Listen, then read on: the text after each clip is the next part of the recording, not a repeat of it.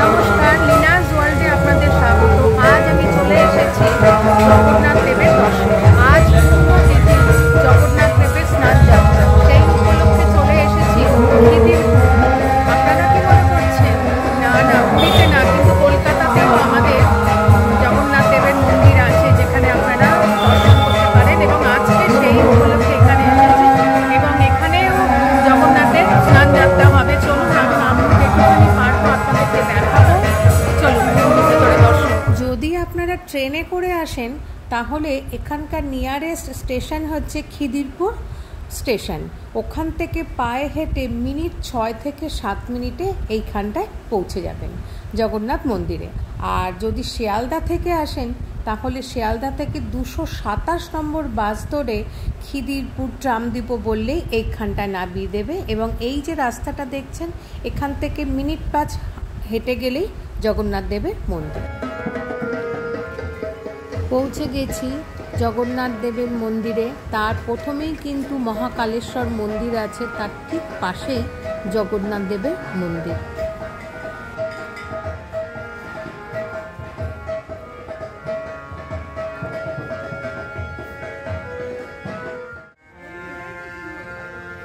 এই হলো মন্দিরের মূল প্রবেশদ্বার।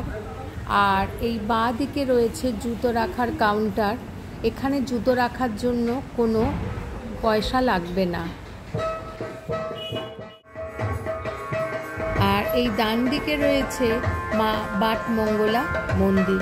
চলুন মন্দিরের ভেতরে প্রবেশ করে মায়ের দর্শন করি। দেখছেন কি অপূর্ব বিগ্রহ মায়ের, খুব সুন্দর লাগছে। মূল প্রবেশদ্বারের দুপাশে দুটো সিংহর, পাথরের সিংহের মূর্তি আছে। একে সিংহ দুয়ার বলা হয়। আর ঢুকেই দেখুন রাধা কৃষ্ণের সুন্দর একটা বিগ্রহ, আর তার ঠিক পেছনে একটা গম্বুজ রয়েছে।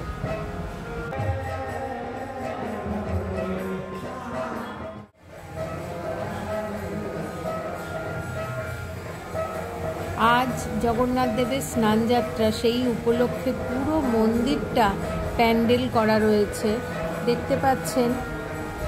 আর এই যে ডান দিকে এখানে সংকীর্তন হচ্ছে এবং দর্শকবৃন্দ বা ভক্তদের জন্য সব চেয়ার পাতা আছে, যারা শুনতে চায় এখানে বসে শুনতে পারবে।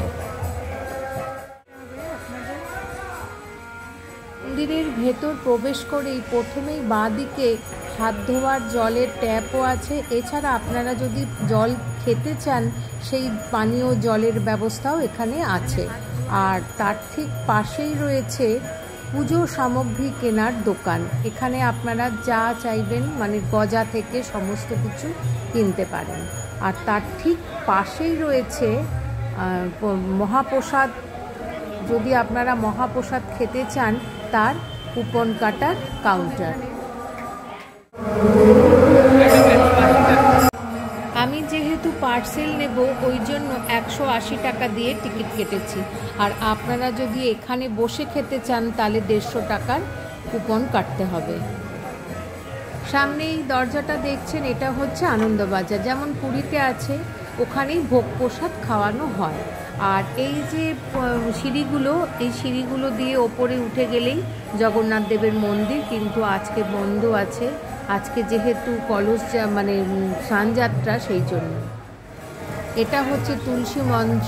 আর কেউ যদি দিয়া দেখাতে চায় তাহলে এখানে দিতে হবে। চলুন এবার স্নানবেদির দিকে যাই। এই দেখুন এখানে ভোগ রান্না হচ্ছে, এই সম্বন্ধে আপনাদেরকে পরে জানাচ্ছি। চলুন আগে স্নানবেদিতে যে জগন্নাথ দেবের দর্শন করে নিই।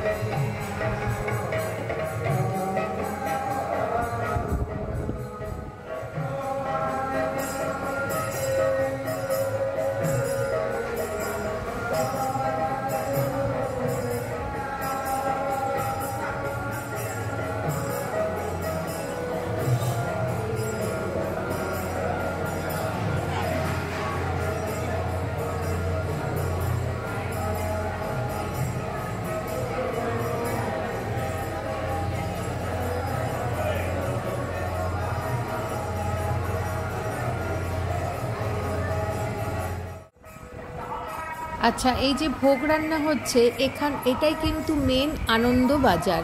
যখন প্রচুর লোক হয়, যখন প্রচুর ভক্তদের প্রসাদ খাওয়ানোর ব্যবস্থা এখানেই হয়। আর যদি 30-40 জন হয় তাহলে আগে যেখানে দেখালাম ওইখানটাতে প্রসাদ খাওয়ানো হয়, কিন্তু আজকে এখানে ভোগ প্রসাদ বিতরণ হবে।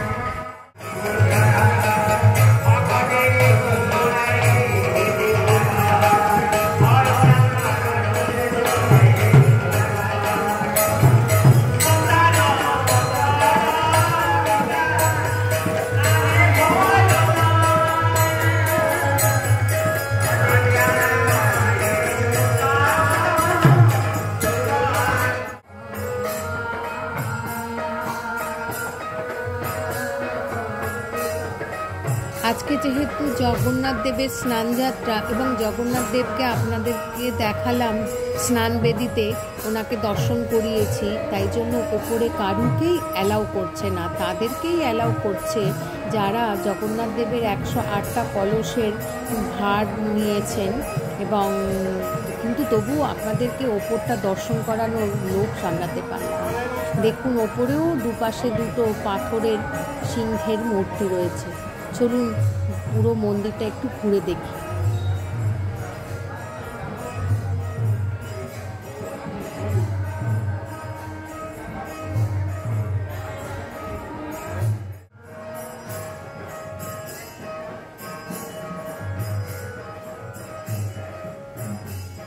মেন মন্দিরের বাঁদিকে প্রথমেই দেখতে পাবেন গণেশের মন্দির দেখতে পাচ্ছেন।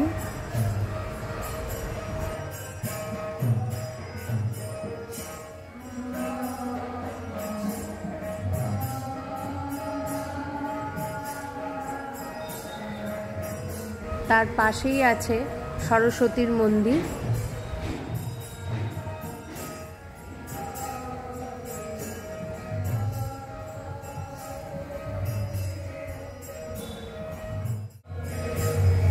এর পাশেই আছে বজরংবলীর মন্দির।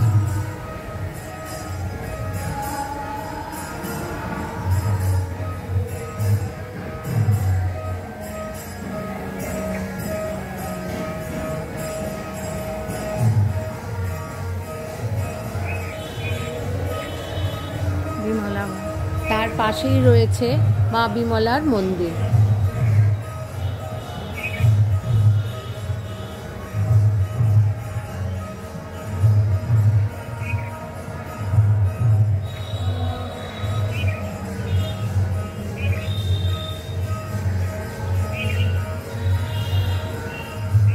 এই হয়েছে মেইন জগন্নাথের মন্দির।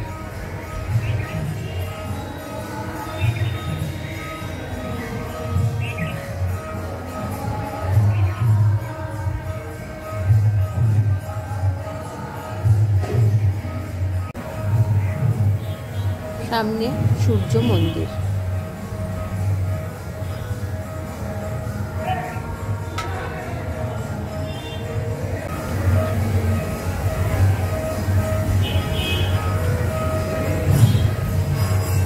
মন্দিরের চারিদিকে নানান কারুকার্য করা। আর একটা কথা বলি, এই মন্দিরের যে বিগ্রহ বলরাম, সুভদ্রা ও জগন্নাথের যে বিগ্রহ, তা কিন্তু পুরী থেকে আনা নিমকাঠ দিয়ে তৈরি করা হয়েছে।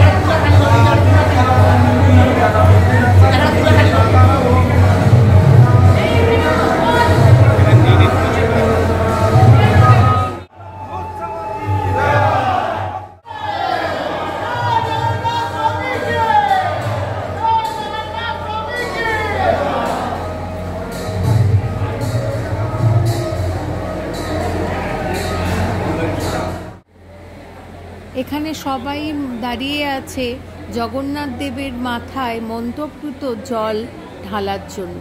এরকমভাবে 108 জন জল ঢালবে। আচ্ছা, এই যে কলস যাত্রার জন্য এই যে কলস যে আগে থেকে বলে যেতে হয়েছে? হ্যাঁ। কতদিন আগে? 15 দিন আগে। 15 দিন আগে। তার জন্য কোনো কিছু ফোনে বললেই হবে না, আপনাকে আসতে হবে।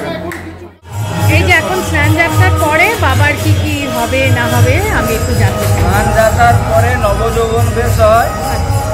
নবযৌবন বেশ হবার পর ঠাকুর যাবে শয়নকক্ষে, মানে জ্বর হয়, জ্বর থেকে এসে তারপরে বেশ হবে রথযাত্রা। আচ্ছা, 15 দিন লাগে। 15 দিন পর রথযাত্রা হবে। আর আজকে বাবাকে কখন তোলা হবে ওপরে? আজকে এখন স্নান যাত্রা হচ্ছে, স্নান যাত্রা হবার পরে পহড়ি বিজে হবে উপরে ওই সন্ধ্যাবেলা। আর রাত্রির থেকে মানে কি বাবার দর্শন বন্ধ আজকে রাত্রি থেকে, তাই তো? আবার খুলবে হচ্ছে 7 তারিখে রথ আছে। 7 তারিখের দিন মহাপ্রভু বিজে করবেন, মানে মাসির বাড়ি। এখান থেকে কোথায় মাসির বাড়ি যাবে? এখন তো উনি নামবেন পার্ক, ভবানীপুর নামবেন পার্ক, ওখানে 7 দিন উনি থাকবেন। ওখানে থেকে এখানে আমাদের মাসির বাড়ি হচ্ছে হরিসভা ওইখান থেকে উত্তরথ। ধন্যবাদ।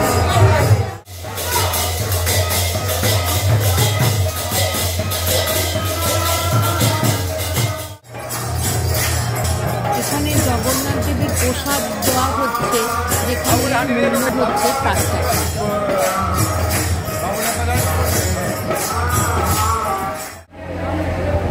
এবার জগন্নাথ দেবের স্নান হয়ে গেছে, এবার সিঙ্গার মানে প্রসাদ করানো হচ্ছে।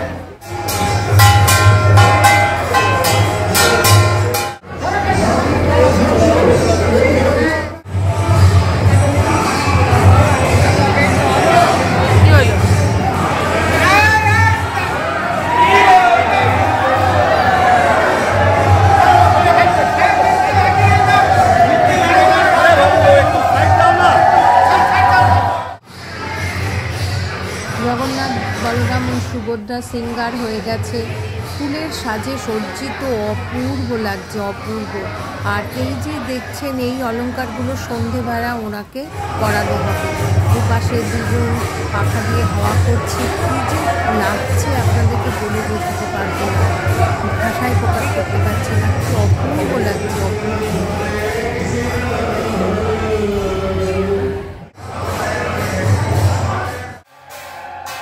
এবারে জগন্নাথ দেবকে রূপোর থালা, বাটি, গ্লাসে ভোগ অর্পণ করা হচ্ছে। সেই জন্য পর্দা দেওয়া হচ্ছে যাতে কেউ সেটা দেখতে না পারে। মেন পুরোহিত এটা ওনাকে অর্পণ করছেন।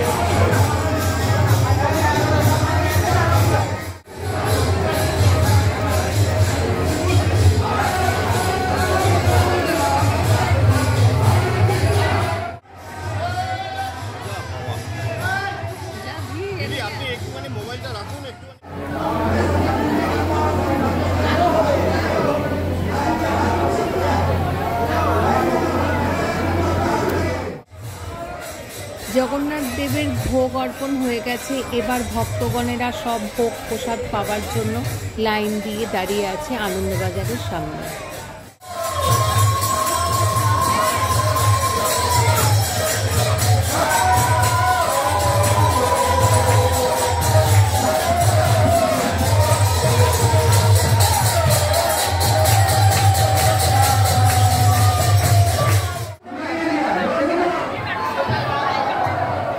অপেক্ষা করো এখন ভর্তি হয়ে গেছে দিদি, একটুখানি দাঁড়াও।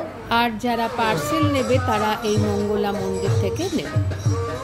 ও আপনাদেরকে জানিয়ে রাখি, আজকের পর থেকে এই 15 দিন মানে রথ পর্যন্ত কোনো মহাপ্রসাদ এখানে পাওয়া যাবে না। জগন্নাথ দেবের স্নানযাত্রা দেখলাম এবং জগন্নাথ দেবের প্রসাদও নিলাম, মহাপ্রসাদও নিলাম। খুব ভালো লাগলো, খুব ভালো কাটলো দিনটা। আপনাদের কেমন লাগলো অতি অবশ্যই আমাকে জানাবেন, লাইক, শেয়ার এবং সাবস্ক্রাইব করে। আবার দেখা হবে আপনাদের সঙ্গে। আজ এই অবধি। Thanks for your time.